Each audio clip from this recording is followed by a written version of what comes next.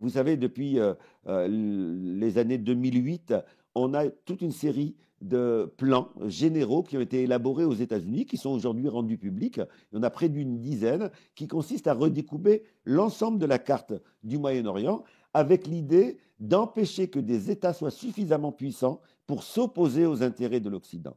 Et parmi ces États, eh bien, il y avait la Syrie, il y avait l'Irak, etc. Toutes les guerres qu'on a connues, Afghanistan, Irak, Soudan, etc., entrent dans ces plans avec l'idée de les balkaniser en plusieurs pays.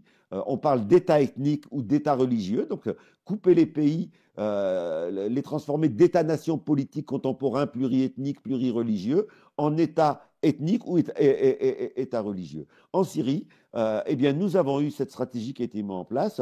Ce que nos médias ici nous ont présenté comme des libérateurs sont en réalité des mouvements qui sont soutenus depuis longtemps par l'Occident et qui aujourd'hui acceptent la partition de la Syrie au moins en trois entités.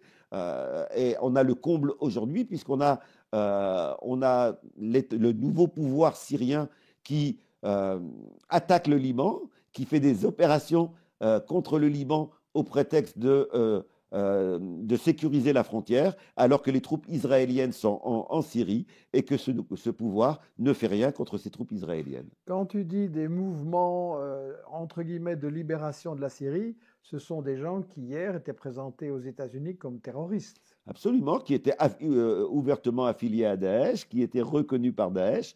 Et donc, voilà des gens qui brusquement, parce que ça sert les intérêts d'une grande puissance, passent de terroristes à libérateurs.